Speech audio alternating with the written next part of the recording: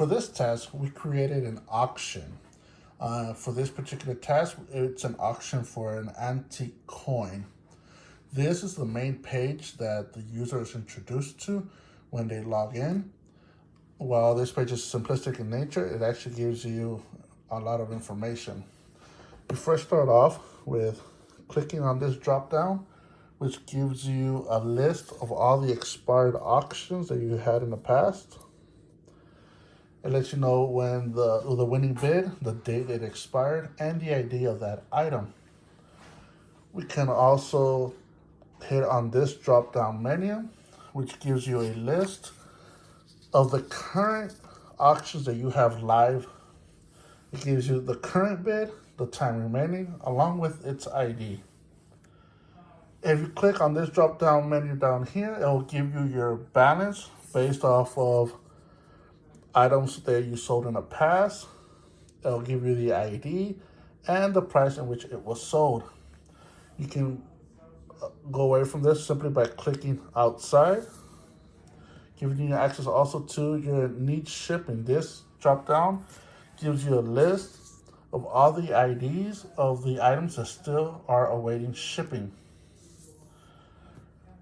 By clicking on the button for new item, it brings you to the next page where you can actually create your own auction for your item. We first start off with the drop down menu for the auction type. You can either choose to sell in bulk, single items, or any other forms. For our purposes, we're going to click on single item. Next, we're going to choose the category. This is where you want to choose a category for the type of item that you wish to sell.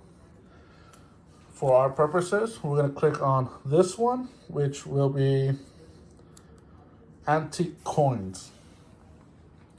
You're then asked to submit a thumbnail or the main picture that the potential buyers will see. And you're also allowed to click on this plus sign, which will allow you to insert additional images like so. You're asked if the item is new or used. Because we're doing it antiques, we're going to go with used, followed by a drop-down menu for quantity. How many of those items are you actually going to sell? Followed by an ID. You want to be able to track your items by ID so you can go back and see if it needs shipping or not. We're going to go ahead and give it the ID number of 1123. You can click away from there just by clicking on the side. We'll go ahead and move quantity here to just one. For the auction title, this is the title that everybody's going to see.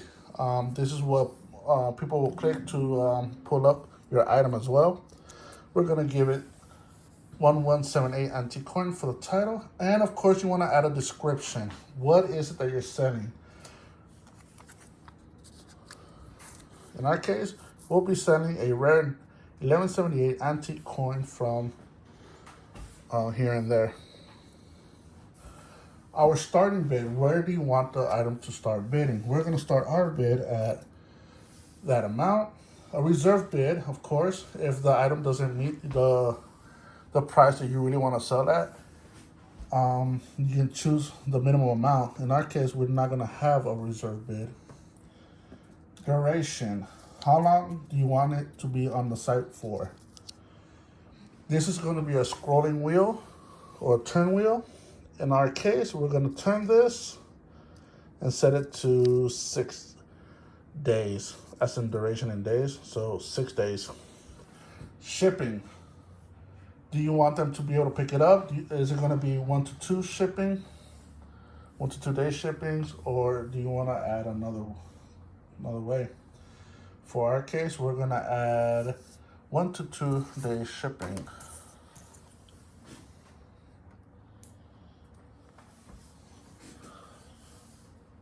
Just like that. Finally, you can go ahead and hit create, which will bring you to the next page.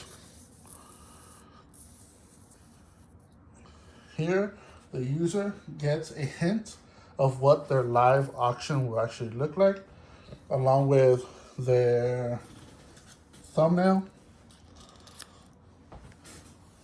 the current bid, which is the minimum bid that they created, the amount of days that they chose, which they chose 6 days.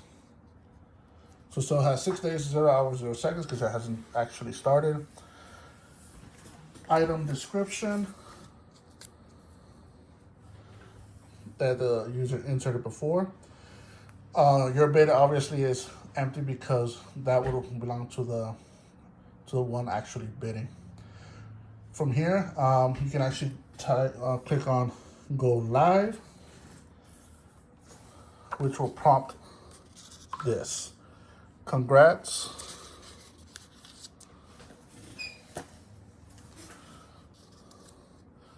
Your 1178 antique coin is live. This, of course, being the title chosen. Thank you.